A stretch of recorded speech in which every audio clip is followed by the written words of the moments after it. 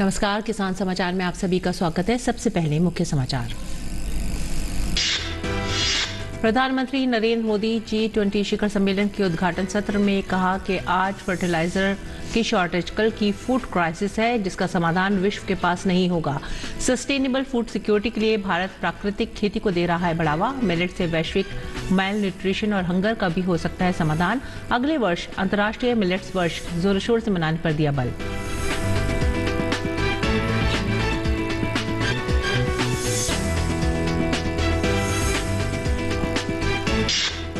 उत्तर प्रदेश के मुख्यमंत्री योगी आदित्यनाथ ने सोमवार को गोरखपुर में रबी उत्पादकता समीक्षा 2022 का किया उद्घाटन। कहा, देश के खाद्यान्न उत्पादन में 20% अकेले उत्तर प्रदेश का योगदान। तकनीक का प्रयोग और प्राकृतिक खेती समय की मांग।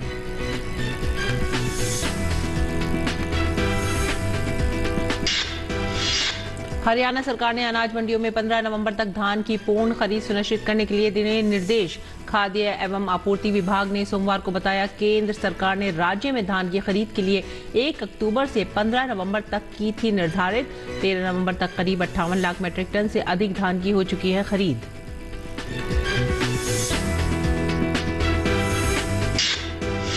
मध्य प्रदेश के मुख्यमंत्री शिवराज सिंह चौहान ने कहा, किसी भी जिले में खाद की कोई समस्या नहीं है। पर्याप्त आपूर्ति से लाभान्वित हो रहे हैं किसान। बिना लाइन लगाए मिल रही है खाद। गड़बड़ी करने वालों के विरुद्ध अधिकारियों को सख्त कदम उठाने के दिए निर्देश। और अब सबसे पहले बात करेंगे 7वें G20 शिखर सम्मेलन की।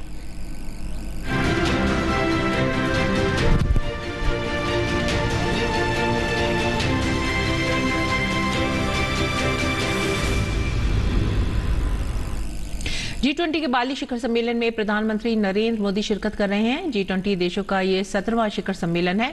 उद्घाटन सत्र के दौरान प्रधानमंत्री मोदी ने अमेरिकी राष्ट्रपति जो बाइडेन और फ्रांस के राष्ट्रपति एमैनुअल मैक्रों सहित अन्य कई राष्ट्र अध्यक्षों से मुलाकात की। इंडोनेशिया की अध्यक्षता में हो रहे बाली शिखर सम्मेलन दुनिया की वर्तमान परिस्थितियों को देखते हुए काफी अहम हो जाता है। प्रधानमंत्री मोदी ने पहले सत्र के दौरान खाद्य सप्लाई चेन की निरंतरता बनाए रखने, उर्वरक और ऊर्जा सुरक्षा को सुनिश्चित करने और सुलभ वित्त पर जोर दिया। पीएम मोदी ने कहा कि फूड सिक्योरिटी के संदर्भ में फर्टिलाइजर्स की वर्तमान किल्लत भी एक बहुत बड़ा संकट है। आज की फर्टिलाइजर शॉर्टेज कल की फूड क्राइसिस है, जिसका समाधान विश्व के पास नहीं होगा। हमें खाद और खाद अन्य दोनों की सप्लाई चेन्स को स्टेबल और श्योर रखने के लिए आपसी सहमति बनानी चाहिए। भारत में सस्टेनेबल फूड सिक्योरिटी के लिए हम नेचुरल फार्मिंग को बढ़ावा दे रहे हैं और मिलेट्स जैसे पौष्टिक और पारंपरिक फूड ग्रेन्स को फिर से लोकप्रिय बना रहे हैं। मिलेट्स से वैश्विक मैल न्यूट्रिशन और हंगर का भी समाधान हो सकता है। हम सभी को अगले वर्ष अंतर्राष्ट्रीय मिलेट्स वर्ष जोर शोर से मनाना चाहिए। इंडोनेशिया के राष्ट्रपति जोको विडोडो बाली शिखर सम्मेलन के मौके पर भारत को G20 की अध्यक्षता सौंपेंगे। 1 दिसंबर से G20 की अध्यक्षता भारत के पास होगी। और उत्तर प्रदेश के मुख्यमंत्री योगी आदित्यनाथ ने सोमवार को गोरखपुर में संभागीय रबी उत्पादकता समीक्षा 2022 का उद्घाटन किया। योगी आदित्यनाथ ने कहा कि उत्तर प्रदेश आबादी के लिहाज से देश का सबसे बड़ा राज्य है। खेती किसानी यहाँ की आमदनी का एक बड़ा जरिया है। देश की कुल कृषि योग्य भूमि का 12% हिस्सा होने के बावजूद देश के खाद्यान्न उत्पादन में अकेले उत्तर प्रदेश का योगदान 20% का है। मुख्यमंत्री ने कहा कि प्रदेश में पिछले 5 सालों में हर सेक्टर में कुछ न कुछ नया हुआ है। प्रधानमंत्री कृषि सिंचाई योजना से पिछले 5 साल में प्रदेश में 21 लाख हेक्टेयर अतिरिक्त भूमि पर सिंचाई की सुविधा मिली है। और दुनिया की सबसे उर्वरा भूमि भी और सबसे अच्छा जल संसाधन हमारे पास मौजूद है। उर्वरता की स्थिति यह है कि 12% हमारे पास भूमि है, लेकिन देश के कृषि उत्पादन का, खाद्यान्न उत्पादन का 20% उत्पादन अकेले उत्तर प्रदेश करता है। और मेरा मानना है कि अभी हम कृषि क्षेत्र में जितना पोटेंशियल उत्तर प्रदेश में है, इसको इससे 3 गुना अधिक बढ़ा सकते हैं, लेकिन कुछ सावधानियों को उसमें रखना पड़ेगा। जो यहां पर प्रारंभ में कहा भी गया, इस समय पे बीज बोना, बीज अच्छी क्वालिटी का हो, तकनीक का उपयोग करते हुए अगर हम अपनी खेती किसानी के कार्यक्रम को आगे बढ़ाएंगे तो कम लागत में उत्पादकता को बढ़ाने में भी हमें सफलता प्राप्त होगी। और देश के यशस्वी प्रधानमंत्री जी के द्वारा बार बार इन चीजों पर ध्यान देने के लिए व्यापक पैमाने पर कार्यक्रम भी चलाए जाते हैं। और योगी आदित्यनाथ ने कहा कि खेती में अत्याधुनिक तकनीकी का प्रयोग व प्राकृतिक खेती आज की आवश्यकता है। हमें गौ आधारित प्राकृतिक खेती को बढ़ावा देना होगा। ये जीरो बजट खेती है। प्राकृतिक खेती में तकनीकी से उत्पादकता बढ़ाने में मदद मिलेगी।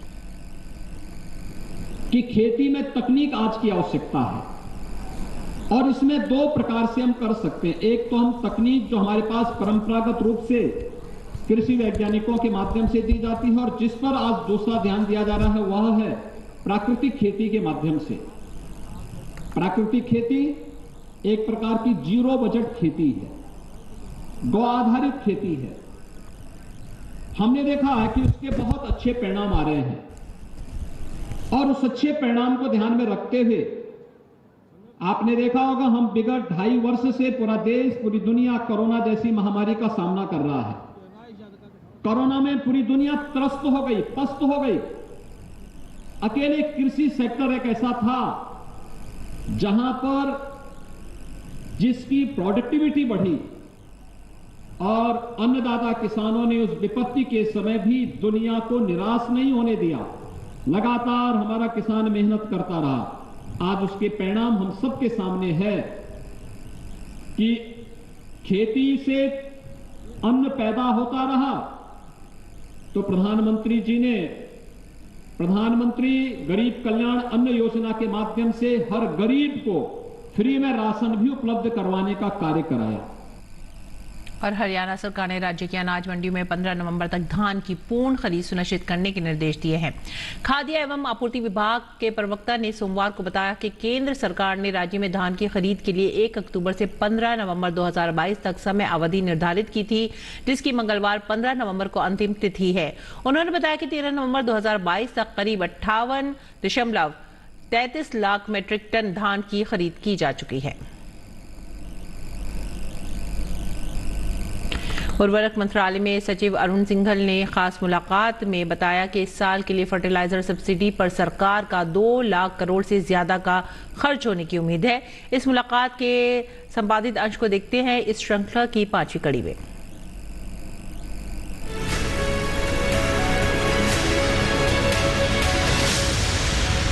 नीम कोटेड यूरिया का इस्तेमाल किए हुए काफ़ी समय हो गया सर। उसका आकलन आप लोगों ने किया, किस तरह से उसका असर पड़ रहा है, उसका कितना फ़ायदा हुआ? उसका फ़ायदा हुआ है। नीम यूरिया जो है दरअसल इंडस्ट्रियल इस्तेमाल में भी आती है। कई फैक्ट्रियों में यूरिया का प्रयोग होता है, जैसे प्लाईवुड बनाने में यूरिया का इस्तेमाल होता है। तो ये हमेशा एक विषय रहता है कि हमारे देश की जो सब्सिडाइज्ड खाद है, यूरिया है, हम बहुत सस्ती, जैसा मैंने बताया, बेचते हैं। या तो उसकी स्मगलिंग होकर किसी और देश में वो चली जाए या फिर वो स्मगल होके चोरी से इंडस्ट्री में चली जाए। ये 2 खतरे रहते हैं हमेशा। तो इसी के लिए नीम कोटेड यूरिया का प्रयोग शुरू किया गया था। अब ये फ़ायदा है कि किसी फैक्ट्री में जहाँ पे यूरिया इस्तेमाल करी जा रही है, अगर वहाँ पे जांच करी जाए और नीम कोटेड यूरिया मिले तो ये सिद्ध हो जाता है कि आप सब्सिडाइज जो यूरिया हमारी खेती वाली है उसी का इस्तेमाल किया जा रहा है। तो इससे हमको डाइवर्जन रोकने में सहायता मिलती है। और साथ ही साथ ये भी हमने किया है कि जो बॉर्डर डिस्ट्रिक्ट्स हैं हमारे, वहाँ पर बहुत जांच पड़ताल करी गई कि जो लोग ज़्यादा यूरिया ख़रीद रहे हैं वो कौन है। उसका ये फ़ायदा हुआ है कि जो उन ज़िलों में खपत है यूरिया की वो काफ़ी कम हो गई, 15% तक कमी आई है, जिससे लगता है कि शायद हमारे पड़ोसी देशों में जा रही थी स्मगल होकर, उसमें कुछ कमी आई है। उस पर भी हम लोग काम कर रहे हैं। लेकिन नीम कोटेड यूरिया एक बहुत ही अच्छा इनिशिएटिव डिपार्टमेंट विभाग का था और उससे हमको जो डाइवर्जन यूरिया का होता है, जो इंडस्ट्रियल यूज़ में चली जाती है यूरिया सब्सिडाइज्ड, उसको रोकने में बहुत मदद मिली है। सर, जो यूरिया या फिर जो दूसरे फर्टिलाइजर्स हम इंपोर्ट करते हैं, क्या हम इंपोर्ट डाइवर्सिफिकेशन कर पाए हैं? मान लीजिए ऐसी स्थिति आए कि कोई एक देश जहां से हम मंगा रहे हैं वहां पे कोई दिक्कत आ जाए, तो ऐसा तो नहीं कि हमारे देश में अवेलेबिलिटी की कुछ प्रॉब्लम आ जाए? ऐसा बिल्कुल नहीं है। किसी भी एक ही देश पे निर्भर होना तो बहुत ही घातक होगा हमारे लिए। ऐसा तो कभी किया ही नहीं जाता है। जैसे उदाहरण के लिए अगर MOP की बात करें तो MOP की हमारी आवश्यकता 40 लाख मीट्रिक टन की होती है। जैसे मैंने कहा, ये पूर्णतः इम्पोर्ट होकर आती है। तो आज की तारीख में हमने 15 लाख मीट्रिक टन का एग्रीमेंट कैनपोटेक्स कनाडा के साथ किया हुआ है, 7 लाख टन का इजराइल के साथ किया हुआ है। 10 लाख टन का हमारा उम्मीद है कि जल्दी ही रूस के साथ तय हो जाएगा और अल्कली के साथ। तो आप देखिए कि 40 लाख मीट्रिक टन की आवश्यकता है, उसमें से 32-33 का तो लॉन्ग टर्म एग्रीमेंट हम लोगों ने कर लिए हैं कि अगर कहीं दिक्कत होती है, भाव ऊपर नीचे होते हैं, तो जो हमारे लॉन्ग टर्म एग्रीमेंट्स हैं हमेशा सहायता करते हैं वोलेटिलिटी को कम करने में। जब कीमतों का उतार चढ़ाव होता है तो लॉन्ग टर्म एग्रीमेंट हमारे काम में आते हैं। तो काफ़ी सारे MOP के लिए किए हैं, वैसे हमने फॉस्फेटिक फर्टिलाइज़र्स के लिए भी कई सारे किए हैं, यूरिया के लिए भी एक आध कर रखे हैं, क्योंकि यूरिया में जैसा मैंने कहा कि बहुत ज़्यादा हमें इंपोर्ट करना नहीं पड़ता, काफ़ी हद तक हम देश में बना लेते हैं। बट यूरिया का भी 10 लाख मीट्रिक टन का एक हमने लॉन्ग टर्म एग्रीमेंट कर रखा है। तो सभी में विकल्प हैं और विकल्प हम लोग लगातार विकसित भी कर रहे हैं। कुछ हमारे देश की कंपनियों ने, सरकारी ने और प्राइवेट कंपनियों ने विदेशों में जाके निवेश भी किया है कि वहाँ कोई माइन है जहाँ पे फास्फोरस होता है या पोटाश होती है, वहाँ कोई फॉस्फोरिक एसिड बनाने का संयंत्र है, उसमें हिस्सेदारी खरीद ली है, ताकि जब आड़े वक्त में हमारी हिस्सेदारी है तो वो कंपनी हमको देगी। तो तरह तरह के प्रयास हम लोगों ने किए, काफ़ी इस पर काम हुआ है पिछले कुछ दिनों में, और हमारे सारे सोर्सेज डाइवर्सिफाइड हैं, किसी एक स्रोत पे हम निर्भर नहीं हैं। ये चिंता करने की किसान भाइयों को ज़रूरत नहीं है कि अगर एक देश से आनी बंद हो गई तो देश में किल्लत हो जाएगी, ऐसी व्यवस्था है।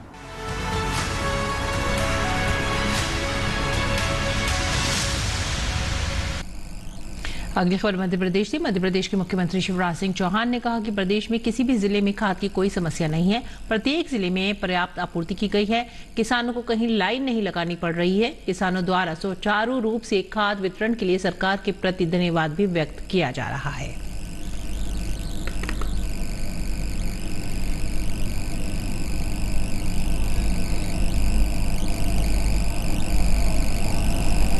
निरंतर की जा रही है।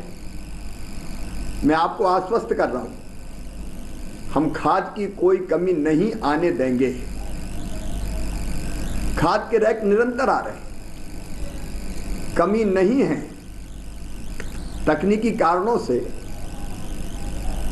थोड़ी सी दिक्कत बीच में आई थी, लेकिन खाद की उपलब्धता है, इसलिए आप बिल्कुल चिंता ना करें।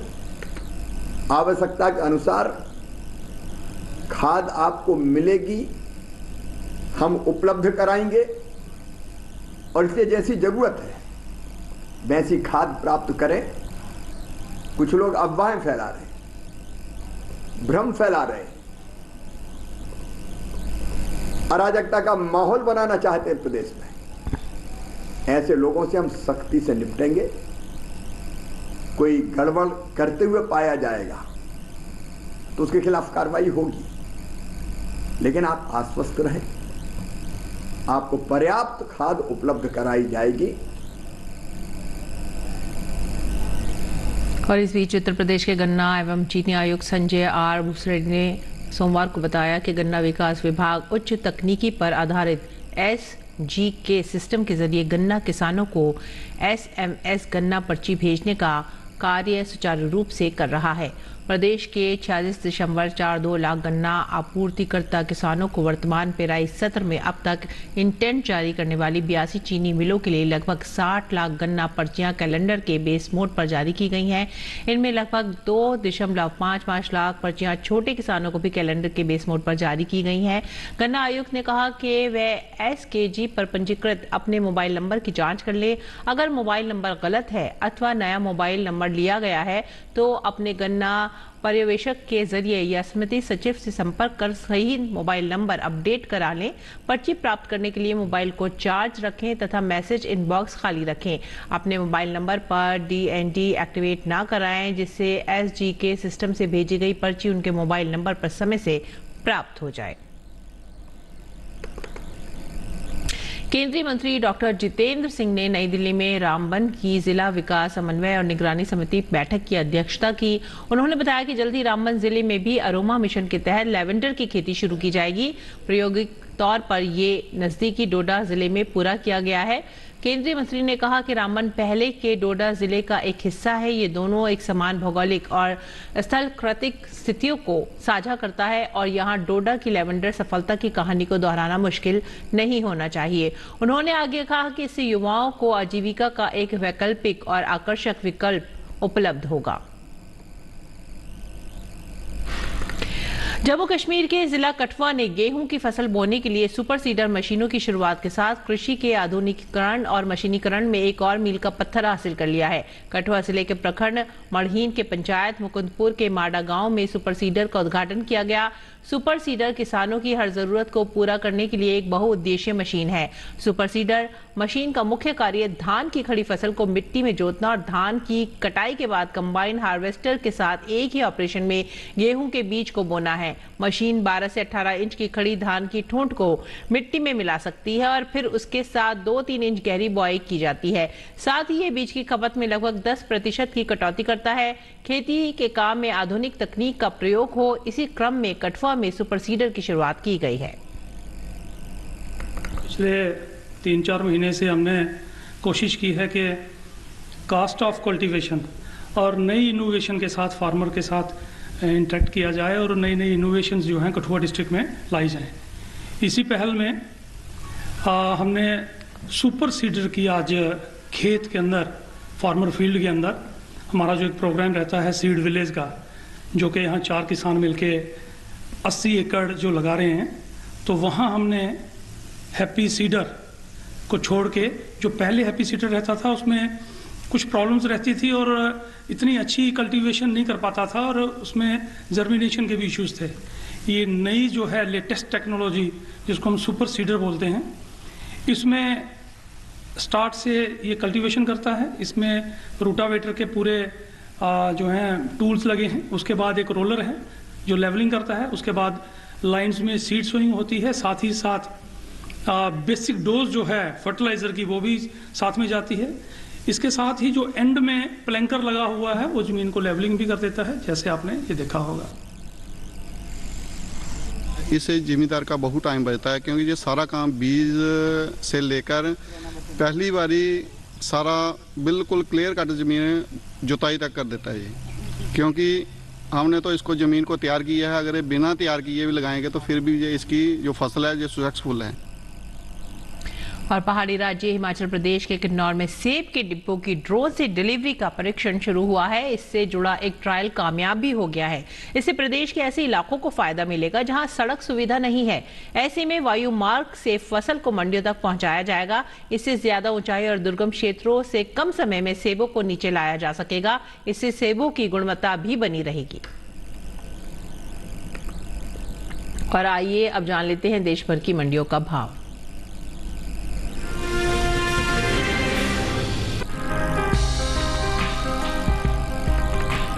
कृषि उपज मंडियों में इन दिनों ज्वार की आवक सामान्य है। बात इसके भाव की करें तो सप्ताह के पहले दिन सोमवार को ज्वार के सौदों में मजबूती के साथ कारोबार हुआ। जम्बूसर, राजकोट, जोधपुर और मालपुरा मंडी में ज्वार के सौदे तेजी के साथ हुए, जबकि बियावर मंडी में इस दौरान ज्वार के भाव में कोई बदलाव देखने को नहीं मिला।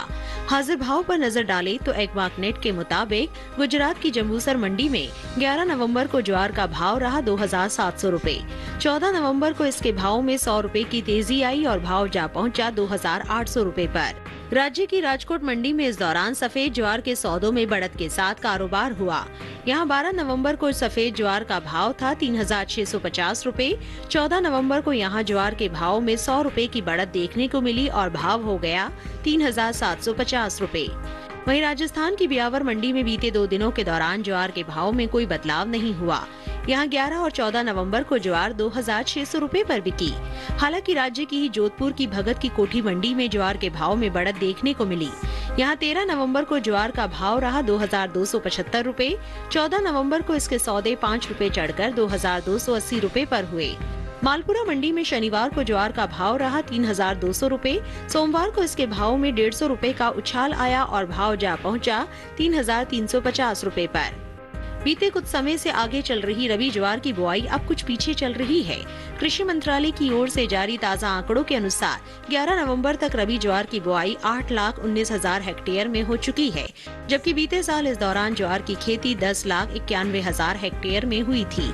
यानी साल 2022-23 में रबी ज्वार की बुआई का क्षेत्रफल बीते साल के मुकाबले 2,72,000 हेक्टेयर पीछे है।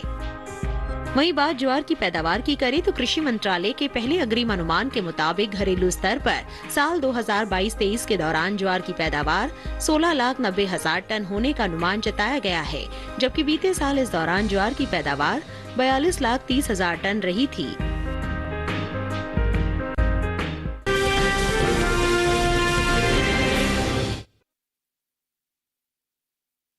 में कैसे रखें अपनी खेती का ख्याल, आइए देखते हैं।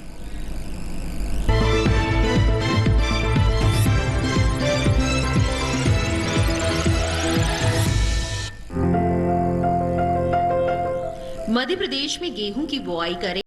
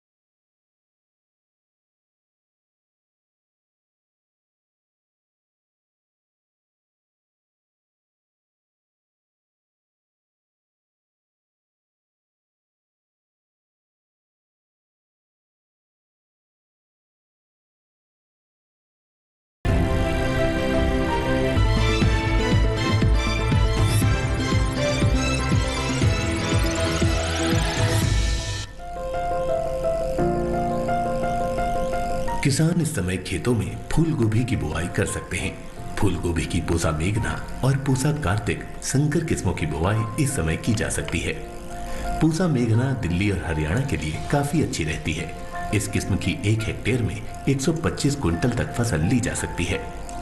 पूसा मेघना का आकार मध्यम होता है। इसमें हरे डंठल होते हैं और पूरे किनारे वाली पत्तियां होती हैं। इसके फूल का रंग सफेद होता है। वहीं पूसा कार्तिक संकर की बुआई पंजाब, उत्तर प्रदेश, बिहार, झारखंड, पश्चिम बंगाल और असम में की जा सकती है। इस किस्म की 1 हेक्टेयर में 149 क्विंटल तक की पैदावार ली जा सकती है। इसका आकार मध्यम, फूल सफेद और वजन 475 ग्राम तक होता है। बुआई से पहले खेत को अच्छी तरह जोतकर समतल जरूर कर लें। बुआई करते समय पौध से पौध की दूरी 45 सेंटीमीटर और कतार से कतार की दूरी 30 सेंटीमीटर रखें। 1 हेक्टेयर के लिए 400 से 500 ग्राम बीज काफी रहेंगे। फसल को रोग से बचाने के लिए बिजाई से पहले बीजों को उपचारित जरूर कर लें। बीजोपचार से मिट्टी और बीज जनित रोगों से बचाव होता है। फूल गोभी को अधिक खाद और उर्वरक की जरूरत होती है। जब पौध 4 से 6 हफ्ते की हो जाए तो उनकी रोपाई कर ले। रोपाई के तुरंत बाद और फिर 7 से 10 दिन के अंतराल पर सिंचाई करें। इसके अलावा खरपतवार पर काबू पाने के लिए महीने में 2 बार निराई जरूर करें। ऐसा करने से फसल अच्छी होगी। फसल को सुंडी और हीरक पतंगा से बचाने के लिए स्पाइनोसेट दवा की 2 मिलीलीटर यानी 2 छोटे चम्मच मात्रा को 10 लीटर पानी में मिलाकर छिड़काव करें। इसके अलावा रस चूसने वाले कीटों की रोकथाम के लिए थायामेथोक्साम की 2 ग्राम मात्रा यानी 1 छोटा चम्मच को 10 लीटर पानी में मिलाकर छिड़काव करें। ध्यान रखें कि जहां कीटों का अधिक प्रकोप हो, सिर्फ वहीं दवा का छिड़काव विशेषज्ञों की सलाह से करें। इससे लागत में भी कमी आएगी और पर्यावरण और सेहत को भी नुकसान कम होगा।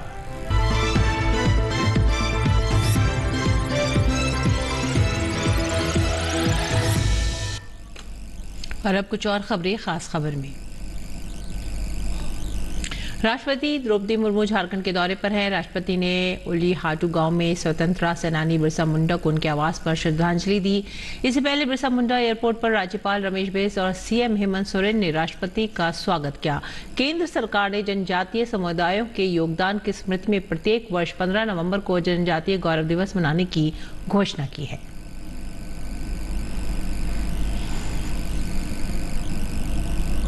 बिरसा मुंडा की जयंती के मौके पर संसद भवन परिसर में आयोजित समारोह में देश के उपराष्ट्रपति और राज्यसभा के सभापति जगदीप धनखड़ और लोकसभा स्पीकर ओम बिरला ने उनकी प्रतिमा पर माल्यार्पण किया।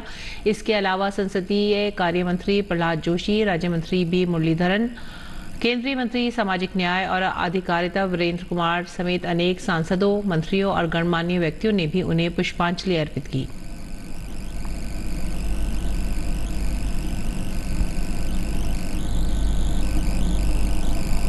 प्रधानमंत्री नरेंद्र मोदी ने देशवासियों को जनजातीय गौरव दिवस की शुभकामनाएं दी। अपने संदेश में पीएम ने महान स्वतंत्रता सेनानी बिरसा मुंडा को नमन किया। पीएम ने अपने संबोधन में कहा, 15 नवंबर की ये तारीख भारत की आदिवासी परंपरा के गौरवगान का एक विशेष दिन है। मिजोरम में पत्थर की खदान धंसने से हादसे में 8 मजदूरों के शव बरामद हो गए हैं, जिन्हें पोस्टमार्टम के लिए भेजा गया है। वहीं अन्य लापता लोगों की तलाश में बचाव दल अभी भी जुटा हुआ है। इस हादसे में 12 मजदूरों के लापता होने की जानकारी मिली है। पुलिस के अनुसार ये घटना सोमवार को करीब 3 बजे हुई। उत्तराखंड में मौसम ने करवट ली है। राज्य के पहाड़ी इलाकों में बर्फबारी हो रही है। इस बीच बद्रीनाथ धाम में आज ताजा हिमपात हुआ है। बर्फबारी होने के चलते तापमान लुढ़क गया। बद्रीनाथ धाम में मौसम पूरी तरह से सर्द हो चुका है और जबरदस्त कड़ाके की ठंड और बढ़ गई है। इसी के साथ ही हमें दीजिए आज्ञा। नमस्कार।